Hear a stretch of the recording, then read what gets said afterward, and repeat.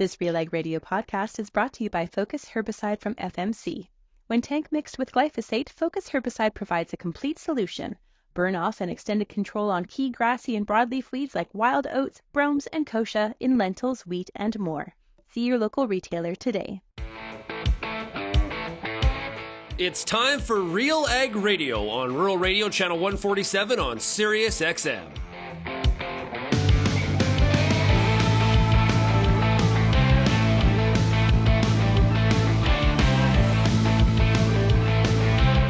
RealAg Radio and RealAgriculture.com is your home for insight and analysis of the issues that are impacting your farm business. Let's get real and get connected with RealAg Radio.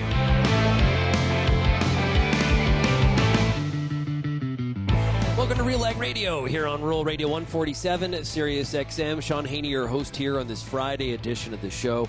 Hey, thanks so much, everybody, for making RealAg Radio and Rural Radio 147 a big part of your workday. And also a big shout out to everybody listening out there on the RealAg Radio podcast. Make sure you tell your friends, your family, your neighbors, anybody that is interested in agriculture, make sure you're telling about this show is your one-stop shop for keeping up to date on what is happening in the world of agriculture. We really, really do appreciate you being here.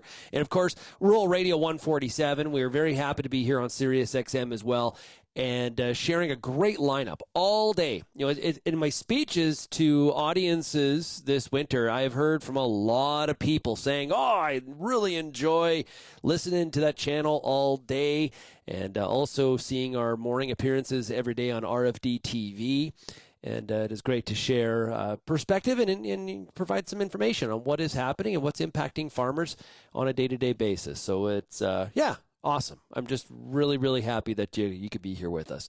Okay, today it is Friday, which means it's a RealAg Issues Panel. We got Lyndsey Smith and Kelvin Heppner standing by. We've also got a product spotlight today with SaskCanola, which Lyndsey will take care of, so we've got that as well. You know, for our panel today, we're going to talk about what we heard from the Bank of Canada, the Federal Reserve. We've got some jobs numbers. Bayer talking about, they're not now going to move forward on a spinoff of the ag division. What's the why of that?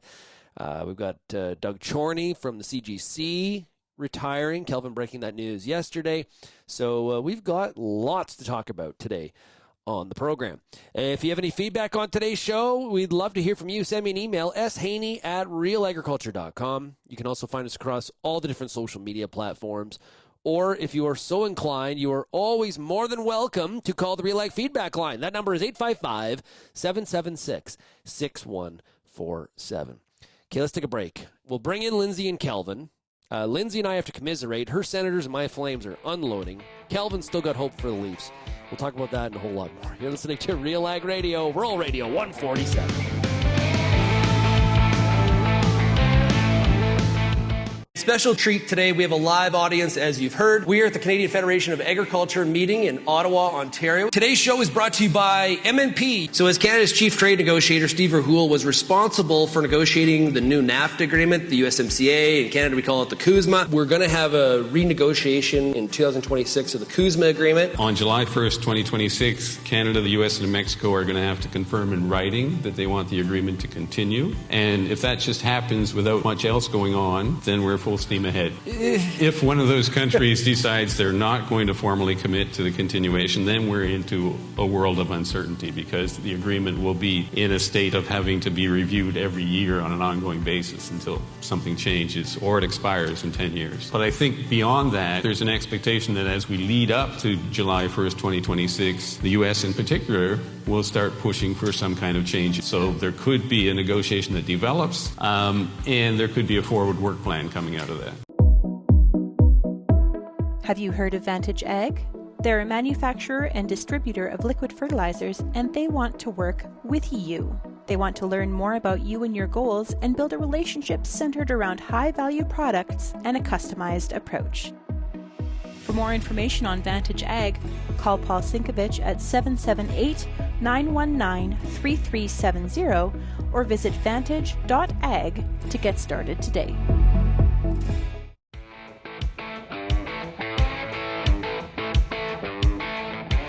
And welcome back to RealAg Radio here on this Friday for the RealAg Issues Panel. I am quite excited about today's panel, but you should also be excited about Excite Bio. Excite your crops with inputs from Excite Bio. Access nitrogen and phosphorus with Excite Bio's lineup of inoculants and ag biologicals. Since 2010, they've been helping farmers harness the power of the soil. Learn more at excitebio.ca. That is XITEBIO.ca. Let's bring in the panel Lyndsey Smith coming out of Ottawa, Ontario. Lyndsey, how are you? I'm doing so well. How are you, Shaun? Really? You're that good? Oh my gosh. It's March. It is beautiful out. I don't live on the East Coast, getting another 80 centimeters of snow. I don't live in Saskatchewan, where it's been minus 30. And there's birds singing. I'm like Snow White today. It's amazing. Tweet, tweet, tweet. I should have had the sound effects ready. I just don't know. You should have. There is a bird chirping sound effect on this board. I just don't know which button it is. I could just go record outside. It is, it's pretty great. So are we in for potentially not a very nice spring because it happened so early? I don't know yet, but I feel like if the birds are into it, they rarely get punked. So I'm going with the birds this year. We're Western Canada definitely in like a lion. Yeah. Yes. I think the early spring, if you believe in these sort of old wives' tales, I think we're going to continue to have that potential early spring we've been talking about. Maybe the guy to shed some light on this is Kelvin Heppner coming out of Altona, Manitoba. Kelvin, how are you? I'm doing well. I'm waiting for all the rain, though, after all the fog 90 days ago, Shaun. You got to wait for the tree frogs to sing and stuff like that. Mm-hmm. Certain trees to bud. We've got some nice light snow falling today, some flurries. It's a pretty picturesque late winter day here. Yeah. Yeah, we were just above freezing yesterday in Lethbridge, and it was truly gorgeous. It was really, really nice. You know, you got the snow still out there, but the roads are clear, sunny. You know, those are nice days. Mm-hmm. We'll take them. We could use a lot more moisture, I'll tell you that. It's quite dry still in southern Alberta. I think that's an always Lethbridge thing. So yeah, the last week with some of the snowfall in Saskatchewan and here in Manitoba, there's been some talk about how, this is very welcome moisture.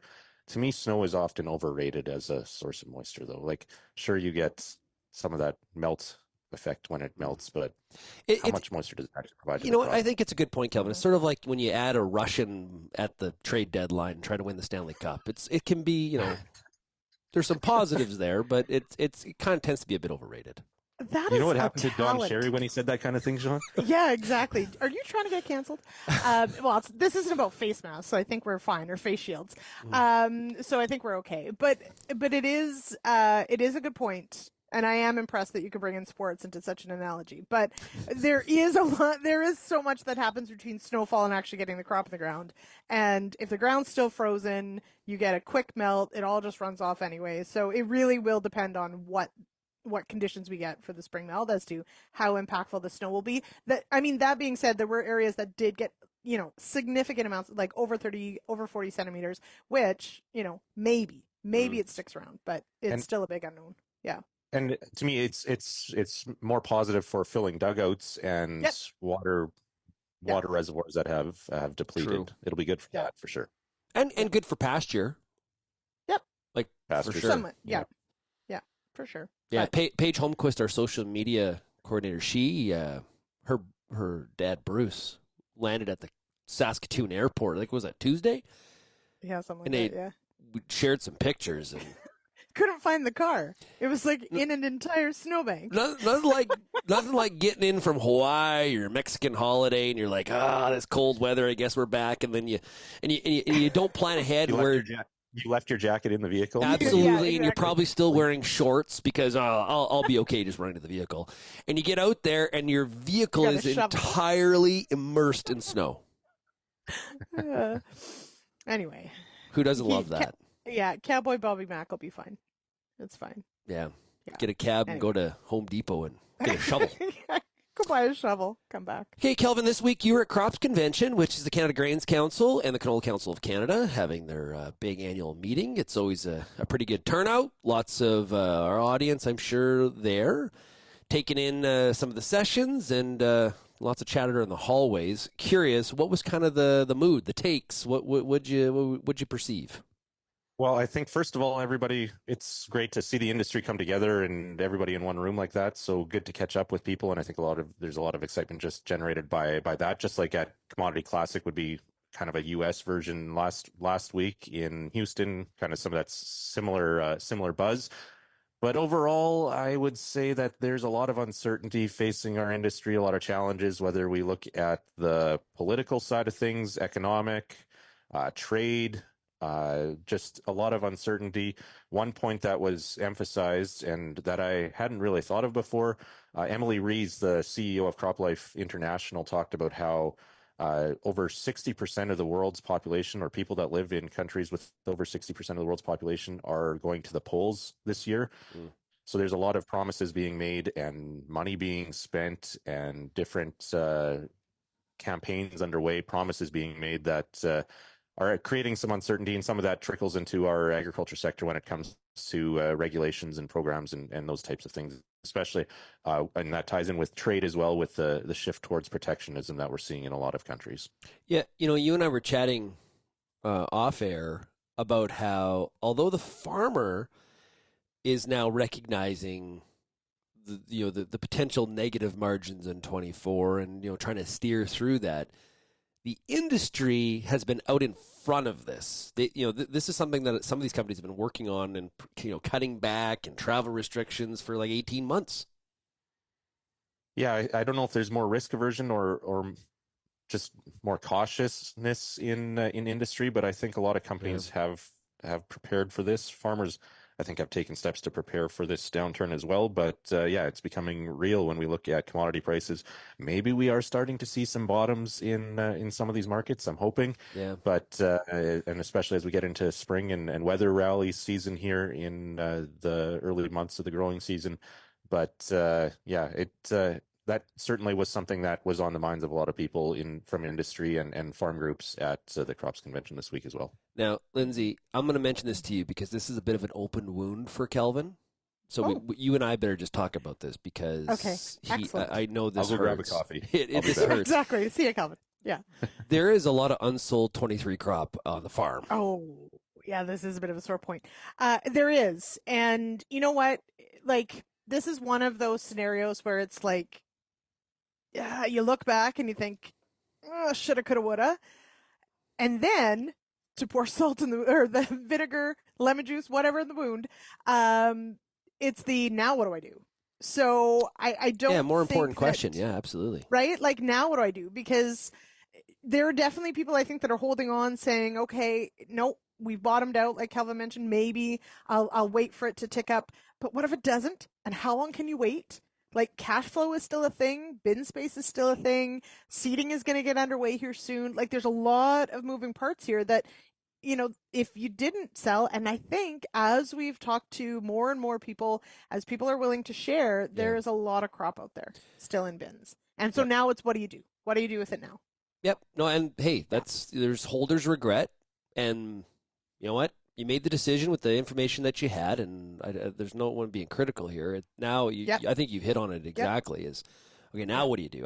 I was at Crop Management Network's grower meeting in Camrose on Tuesday, and I had a farmer tell me he's still got 100% of his 23 canola. Yeesh. Right, and he said that I've got to figure it out. I've sold my wheat, and I'm figuring, but I'll move it when it gets back to $14-16. I think what he said. So, that's if you can do that, good on you. But not everybody's going to be in that same financial position, right? And we had and sometimes. Go ahead, Kelvin. Okay, well, we had on the Farmer Rapid Fire just recently, talking about where that regret comes in also on delivery. Like, now you're going to have to deliver at a time. If you are going to finally pull the trigger, now you're going to delivering at a time when you maybe don't want to, or maybe you really do have to price it when you absolutely can't wait any longer. Because the bin space question comes in as well as the months wear on. So it's like you get yourself into a not very good position. Well, Tyler Schau from agmarket.net, when I talked to him last week, he was talking about he has some customers that are looking at moving crop from their bins into bags, and he's like, I would advise against that. Kelvin, I wonder if we're going to hear a little bit from the elevators, grain companies, the railways especially, trying to talk to people about, hey, let's get kind of going here before some of the traditional movement patterns when the new crop year flips. I think that, well, so speaking to some people, representatives from the grain companies, canola crushers, also the railways at the crops convention this week, I do think that some of that flow has started in the last month here. Some of the railway numbers are actually, their capacity on a weekly basis has been exceeding 100% in terms of the amount of grain that they've been moving. Yep. So I think that we are starting to see some of this late marketed crop come to market. But yeah, the railways, grain companies, they all have the same anecdotal, or at least they have this kind of the same feedback that they've provided us, that farmers have been slow to sell this winter, and there's still a fair bit of more than normal amount of crop, in at least percentage-wise, left on farm. And I just wanted to say one thing from a marketing perspective as well. It can be tough to take the emotion out of this type of thing too, because your anxiety builds about the market dropping and dropping and dropping, and all of us, and you finally say, well, okay, I guess it keeps going lower, and that's when you sell, and you're just worried. You just hope that that's not the bottom of the market that coincides with that timing. And so that's something that I think a lot of farmers who have unsold 23 crop in the bin are trying to wrestle with that timing decision right now. But on to that though too, is that's only looking at it from the market price standpoint, or what you could, the cash price. Where are your costs, and what return are you willing to live with? And that's the piece I think that is a lot of times left out of this discussion. And if you sold some last summer or pre-crop last year, or if you sold some earlier, your average for the year might still be one of the highest in your farm's history, but it's still tough now when the canola price has got a 13 in front of it instead of a 18 or 19 in front of it. Yeah. Well, Invita bridges the nitrogen gap all season long, enabling your corn crop to fix the nitrogen it needs from the atmosphere when and where it needs it most. Let Invita set your crop up for success by requesting it from your local retailer. Lyndsey, coming up next, we're going to take a break, and we have a product spotlight. Who are we talking to?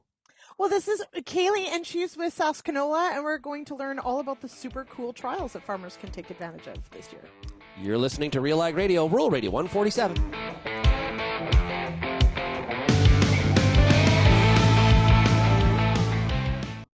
There's power, and then there's superpower. Advancing the unstoppable superpower of pre-seed from New Farm. Take control. Eliminate weed competition and start clean in spring. Manage weeds early in canola, cereals, and pulses. Conquer, Goldwing, Thunderhawk, and Blackhawk EVO. Convenient formulations and multiple modes of action. Add more power to glyphosate, more benefits to your burn down. Go to newfarm.ca/burndown. If you have a growing list of questions about getting more from your fields, know that Koch Agronomic Services has an answer for every acre. With a full spectrum of nutrient management, nutrient protection, and seed enhancement options, Koch Agronomic Services offers a deep portfolio of agronomically effective products. Each designed to enhance yield potential, all available to help solve your problems. Find the answer that's right for your acres. Start by visiting kochag.ca. That's KOCH ag.ca. At Vaterstad, we aim to be the world's leading partner for outstanding emergence. We're doing that through innovative tillage, planting, and seeding equipment that's optimized for your field conditions and soil types. We also offer industry-leading capacities to help you get the job done in shorter windows of time. It's all designed to give your crop the best start possible so you can maximize yields. Vaterstad, we look forward to growing together.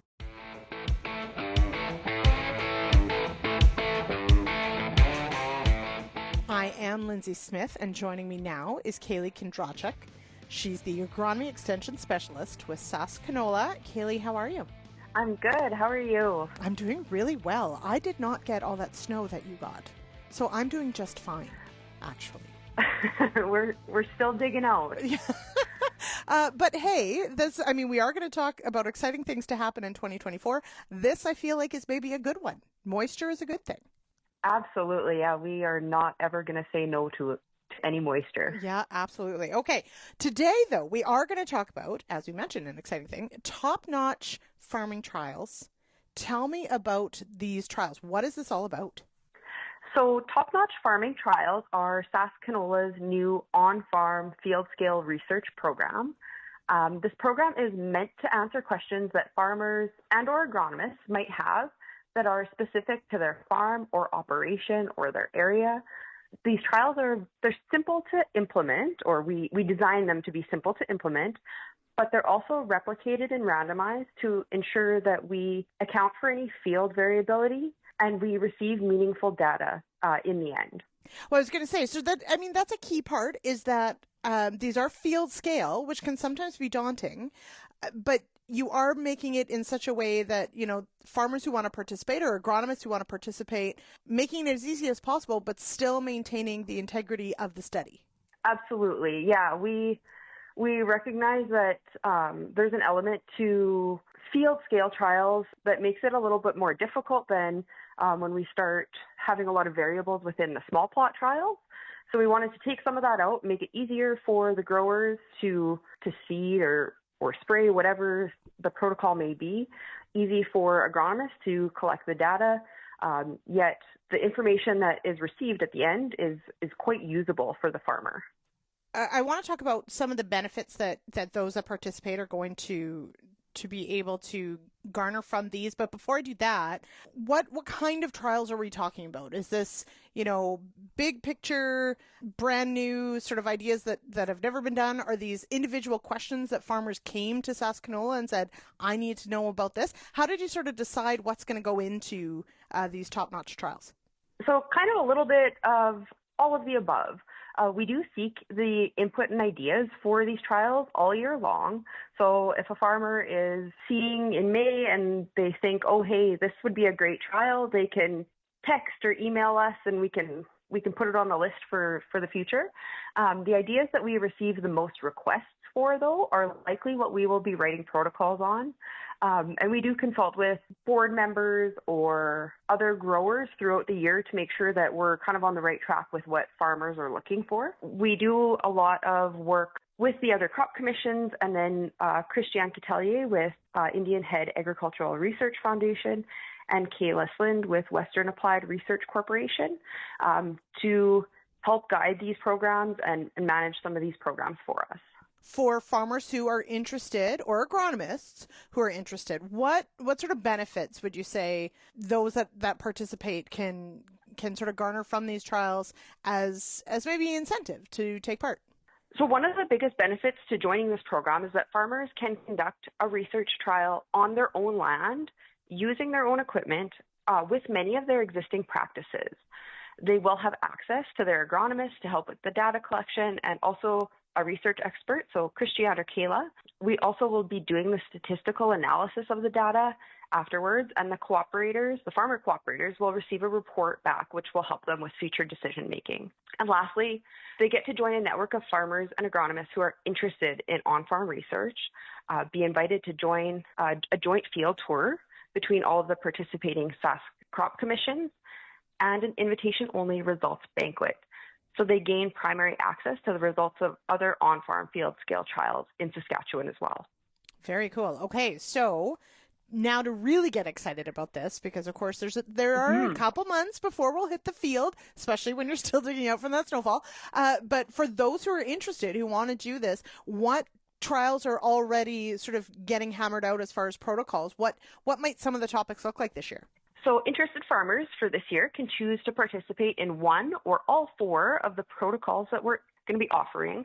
So we're going to be looking at foliar applied nitrogen fixing biological products, seeding rates, enhanced efficiency nitrogen fertilizers, and split nitrogen or top-up nitrogen applications. Okay, all of those I would say are pretty popular topics, so I can see how as a group you sort of nailed it down to those ones. Now, for those who would agree with that statement and say, yep, absolutely, that's something I want to be a part of, where can they go to find more information or to sign up? So we have information on the protocols and the sign-up form on SaskCanola.com. So we're still accepting sign-ups for the 2024 season. And then I would also encourage interested farmers or agronomists to sign up with any of the other Saskatchewan crop commissions for their programs. I know Sask Wheat is still looking for participants for their Wheatwise program.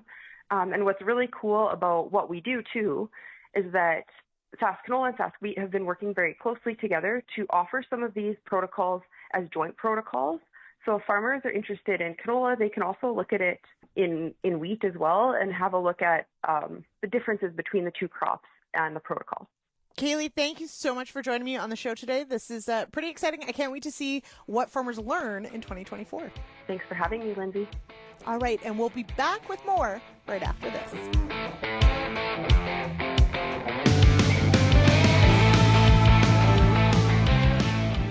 If I asked you, what's the most important tool on your farm?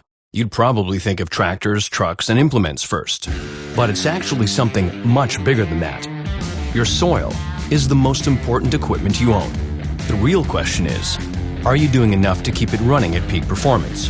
Nutrien Smart Nutrition MAP plus MST is engineered with patented micronized sulfur technology to refuel your soil for maximum yields. Learn how to tune up your soil at smartnutritionmst.com. CDC Endure is a new oat line from Alliance Seed. High yielding with excellent disease resistance and the quality end users ask for, all in one great oat variety. CDC Endure provides the high beta-glucan levels to make heart-healthy products like breakfast cereals.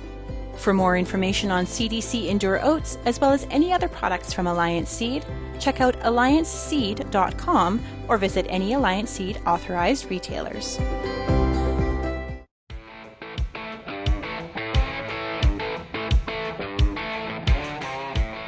Welcome back to RealAg Radio here on this Friday. This segment's brought to you by the new Oxbow cereal broadleaf herbicide from New Farm.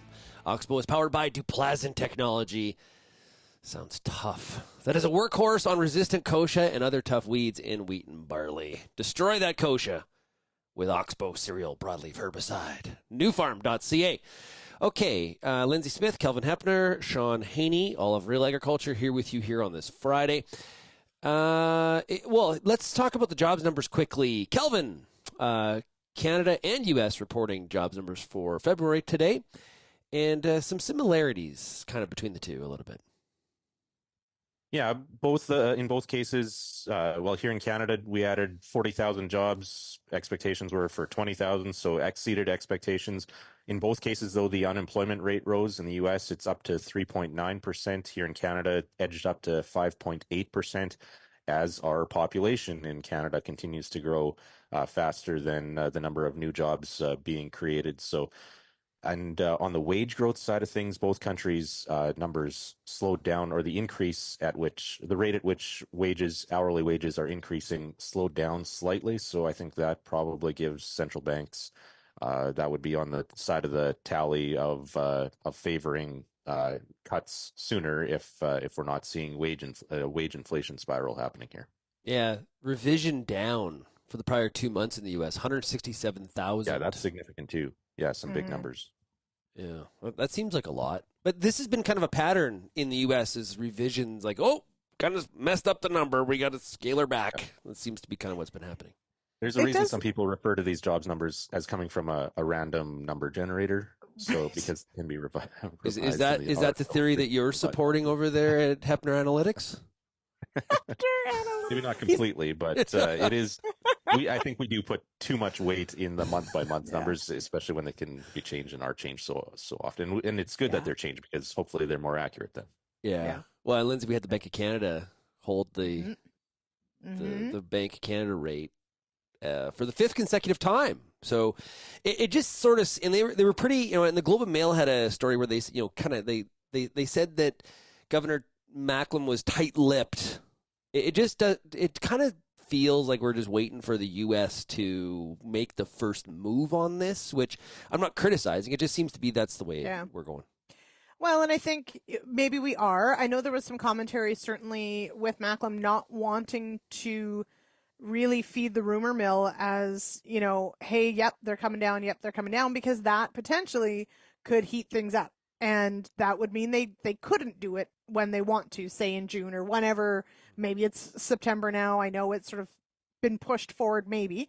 And yeah, as we consider all these things like the jobs numbers or the wage increases, every month where that number gets maybe a little more firm as far as what we actually know with it. But I think realistically, I think Canada will likely wait for the US to make that move. And right now we're in this holding pattern. And I think that that's probably, I'm just going to say I wouldn't plan until I see the numbers change. I don't think I would be buying the rumor at this point. I think I'd be waiting for those numbers to shift. Yeah, well, Chairman Powell did say that he has gained greater confidence that inflation is moving sustainably.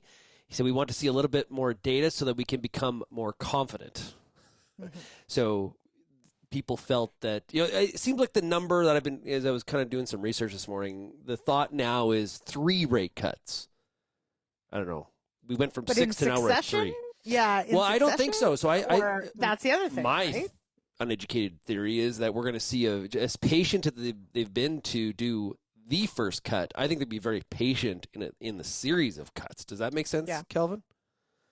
Yeah, I think so. And I think another thing to pay attention here, especially in agriculture with our export focus, is what this does on the currency market as well. If U.S. goes ahead of us, what happens to the Canadian dollar, and whether that hurts our competitiveness in the meantime. Mm-hmm.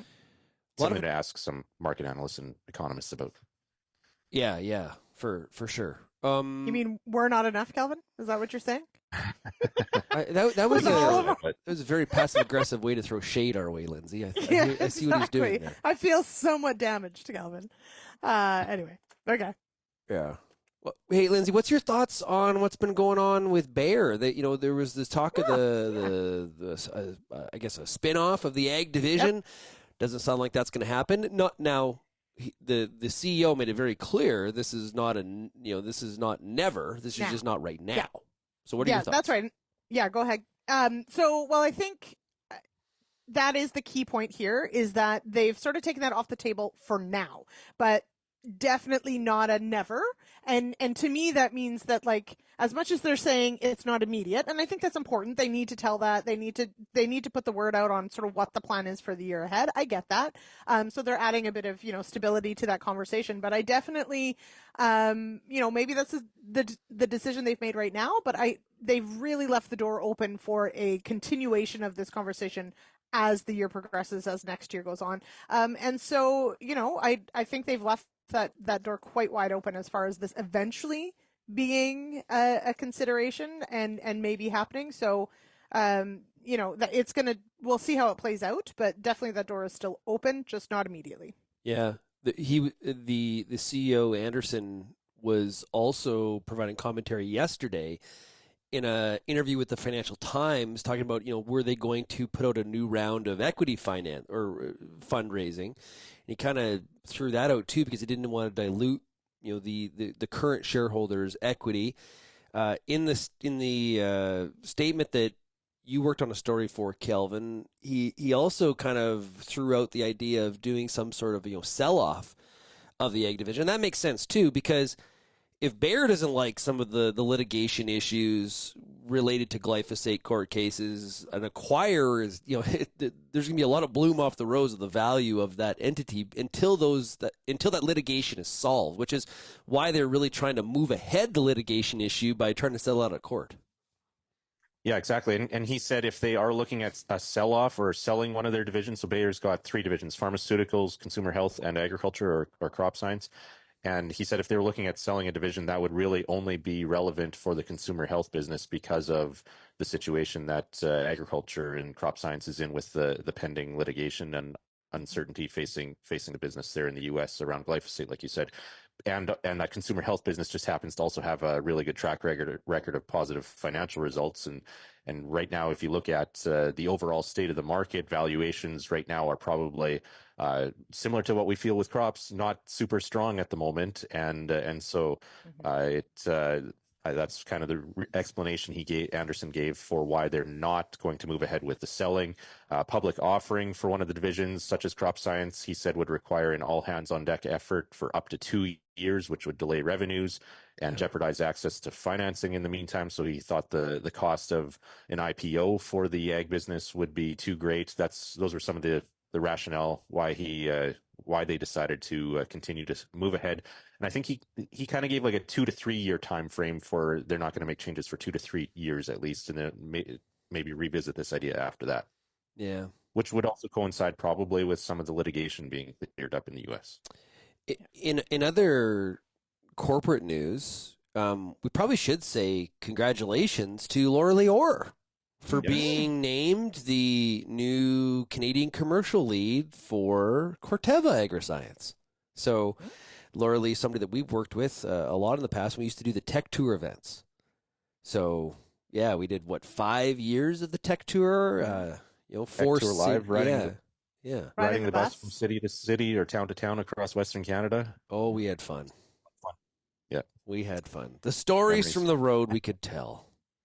But you won't, because what happens on the bus stays on the bus. Well, the bus was always the best. Like, I love the bus ride. That's where you really, and get into some deep conversations about life and politics and business and lots of good times. Those Tech Tour live events were great. So congratulations to Laura Lee Orr for getting that position, or being named this week. The press release went out this week, so congratulations to her. We have a story up on RealAgriculture.com with more details.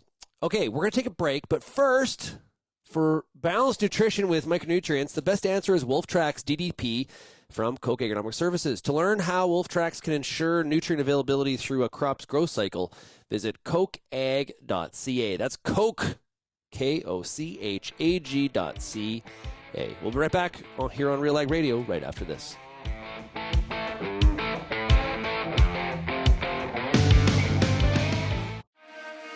Get all the information you need to keep your pulse crop healthy and profitable with the Pulse School on RealAgriculture.com. The Pulse School is a free YouTube video series covering agronomy, research, and more across a host of different pulse crops. It's also available as an audio podcast wherever you download or stream your favorite podcast. Check us out on YouTube or visit RealAgriculture.com. The Pulse School, brought to you by BSF Canada. What's next for your fields? At Pioneer, delivering industry-leading genetics drives everything we do. From the scientists in the lab to our local teams with boots on the ground, we are determined to get there first. Developing top-performing products, proven in more growing conditions than ever before. Pioneer. What's next happens here. Visit pioneer.com/Canada to learn more.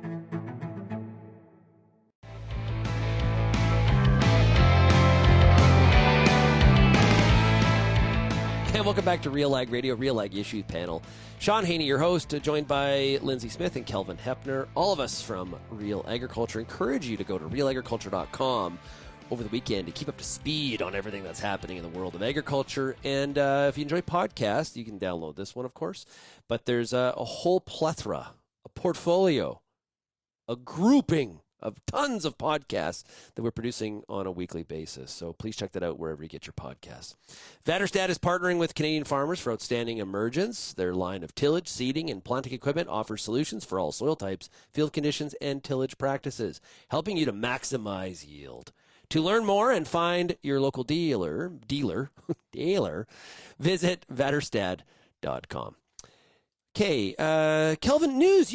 I think you broke this news. We'll give you credit for that. I think you were first out with this. Doug Chorney is retiring from the Canadian Grain Commission.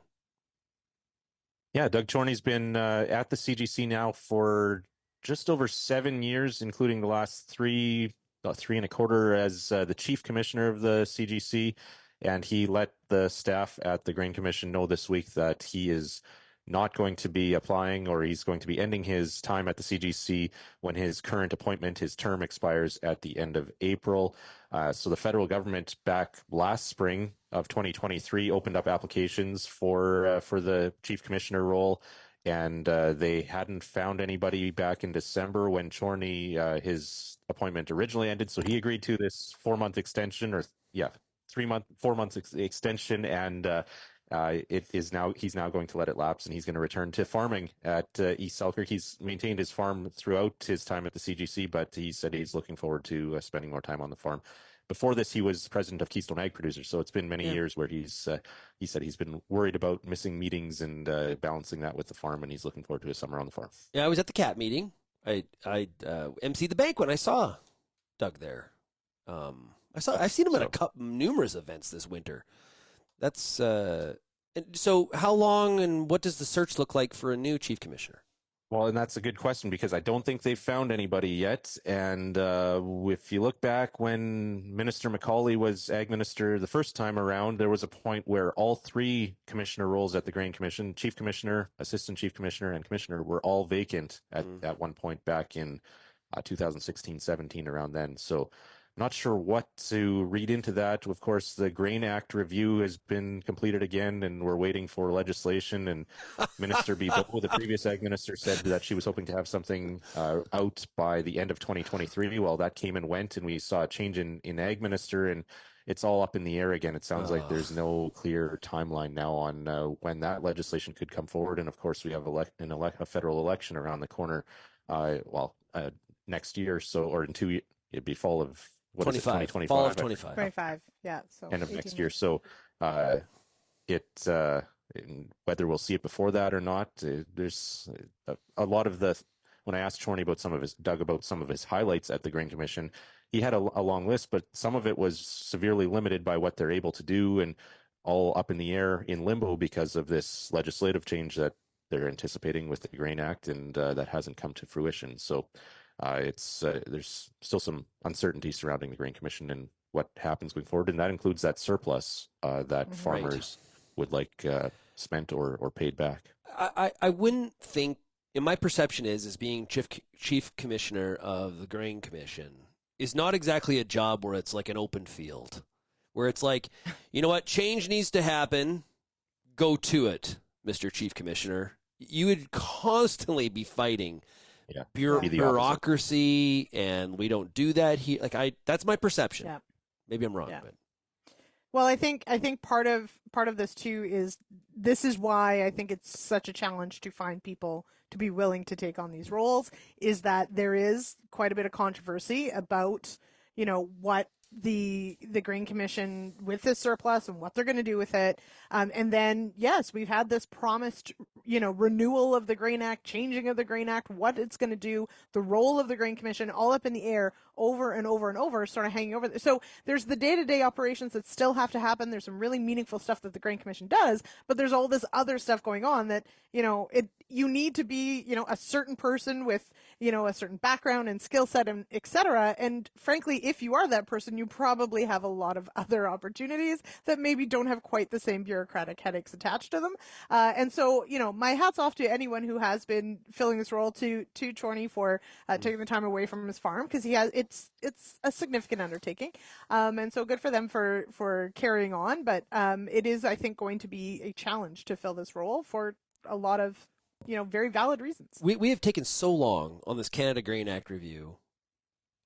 When there actually is the political will again to potentially go forward, are we not going to have to go through the same process of what does everybody think because so much time has passed, or is it just the same old positions? This just seems like it's gone nowhere.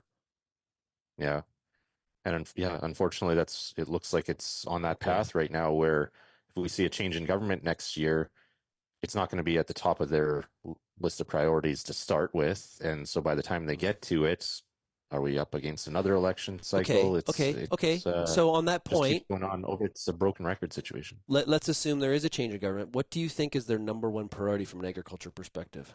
Kelvin, you first. Oh, come on. That's not fair. Well, you want to go first, Lyndsey?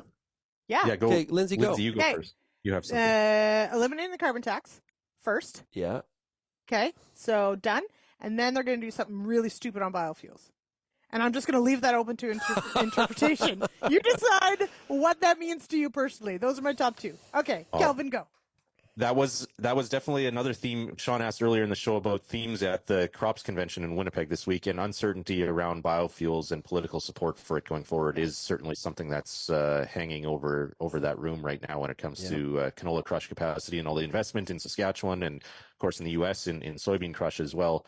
And with the Polyev conservatives calling the clean fuel regulations a second carbon tax, yeah, I think that's something to watch. Whether they actually completely repeal it or whether they just tweak it, because there are flaws with the clean fuel regulation, how it's written, that even industry that supports it admit. Yeah. That's something hanging over it. I do think that first budget from a conservative government will have some cuts in it. Yep. In terms of cleaning up the fiscal house, and those could include some programs in agriculture as well that stakeholders may not be happy to see that. Well, and a financial review is good, and there probably is, room for some cuts or change, the allocation in terms of where funds go. There's nothing wrong with that. It's probably a good refresh, to have a relook at it with some fresh faces. It's just where it happens is really, really the key. Not the fact that the number will be cut. It's where that those cuts happen. And if you look at Alberta, when the Alberta government changed to conservative, Jason Kenney, what happened to agriculture extension and research? If you look at the Harper government, some of what they did when it came to cuts in agriculture on the research, the PFRA in Western Canada, that's a change that a lot of people weren't happy with. I don't know if those examples, I think, are things that we could potentially see more of, look to for clues. What do you think, Shaun? Well, on the biofuels front, this would be peak Canada, us doing it to ourselves again. I do not see let's say Trump is the president in the U.S. I do not see them backing off of renewable diesel, okay? Because of the Electoral College and the importance that, ASA will do their work to showcase how this is domestic demand. We don't have to rely on China. Like, there's a really good story there to be told that will, even the most MAGA of Republicans will get their head wrapped around and support. Now, if Canada doesn't necessarily follow suit and we not only get out of the CFR, but we don't exactly have, biofuel policy 2.0, there is political risk there, and those plants don't get built. And this is the frustrating thing when Premier Moe in Saskatchewan was like, yeah, the CFR, second carbon tax, I agree. It's like, why do you think all these companies are building these massive hundreds of millions of dollars facilities in Regina? It's not because of the flight schedule and the access to be able to get out of the city through Air Canada and WestJet, believe me. And it's not because of the weather. It's because of the policy that is in place to encourage that investment. And is the U.S. demand enough, though? Does the Canadian regulation, how big a factor is that in that investment picture? Well, then what? But if you don't have the Canadian policy, why don't you just build the plant in the U.S. and ship the canola by rail to the U.S. and we remain a raw canola seed exporter and give up the value add, and we'll feel better about it, I guess. And some people want that to happen. I don't get it. I think we should want domestic processing. You're right, though. I continue to hear from even the biggest supporters of biofuel policy in Canada, the CFR is very complex and could be much simpler. So changes are fine, but it's where we head from here that is kind of concerning. Shaun, you mentioned... Oh, go ahead, Lyndsey. Well, I was just going to say, I stand by my point. They're going to do something stupid on biofuels. I just don't know which way they're going to do it, all right? Okay, carrying on, Kelvin. You mentioned the Electoral College, Shaun, and this is another thing that came up at Crops Convention. My brain's just full of these, and this isn't on our list of things that we're going to talk about. But right now, if you look at the influence that farmers are flexing in the U.S., whether it's the Electoral College and how the U.S. political system is set up, and biofuels, RFS would be an example. Mm-hmm. You look at Europe and what's happening with the farmer protests. You look at India, what's happening with the farmer protests. Farmers around the world are punching above their weight right now, except in Canada. In Canada, I don't know. I know we've talked about this in the past, but it just seems like we don't have the same amount of clout when it comes to social and political movements and the direction of things. I'm not saying what farmers are fighting for in all these countries is something that we want either. In some cases, it's negative for Canada if European farmers are fighting for more protectionism, for example. But why is it that in Canada we don't seem to have the same political leverage and even broader societal-wide leverage in terms of the conversation and direction? We haven't seen farmer protests in the U.S., but they're able to. The political system is set up so that farmers have and voice, the agricultural rural parts of the country do have a fair bit of influence. Very true. Mm-hmm. That is very much the case. And I think that to that point, I think that, much of the rural or farming community would say a conservative government is one that they back, and possibly hope that, that means that the things that matter to agriculture would be, higher on the list of priorities, or it would go the way they want.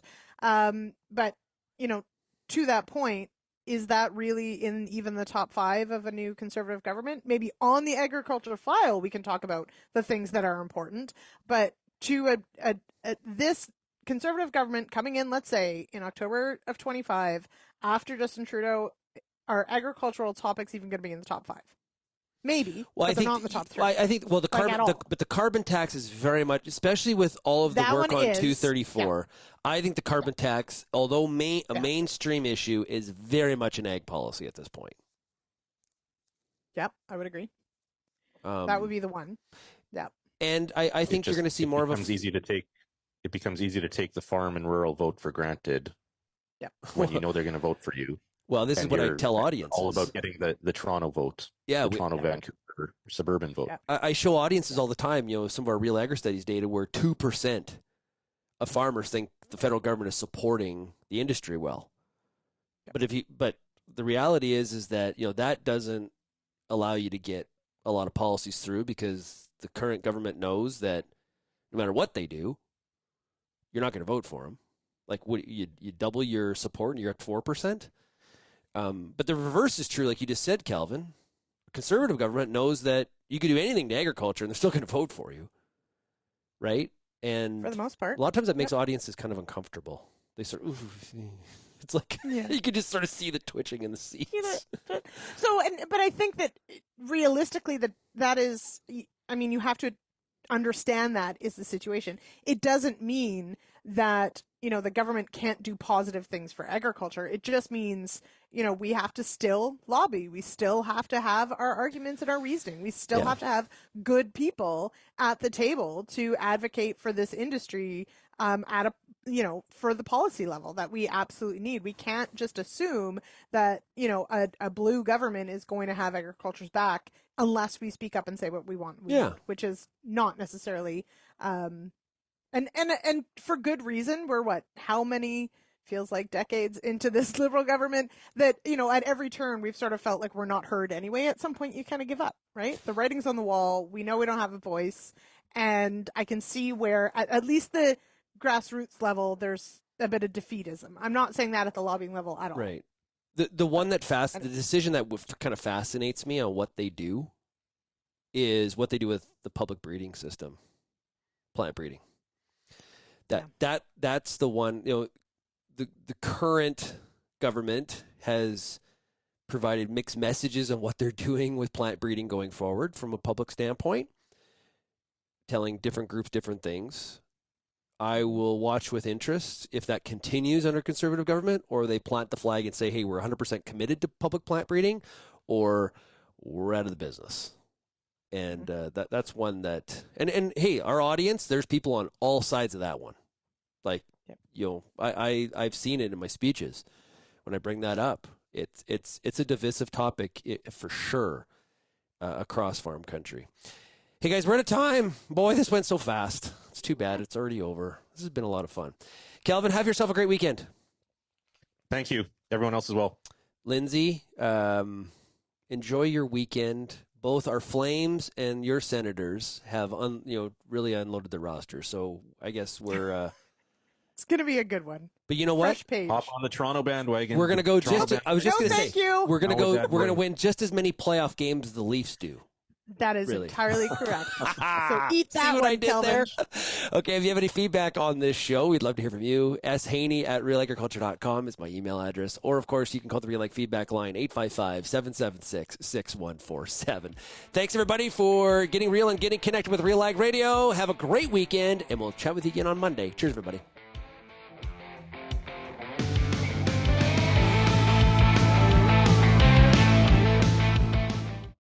Thank you for downloading this RealAg Radio podcast brought to you by Focus Herbicide from FMC. Lentil and wheat growers get a clean start this spring with Focus herbicide.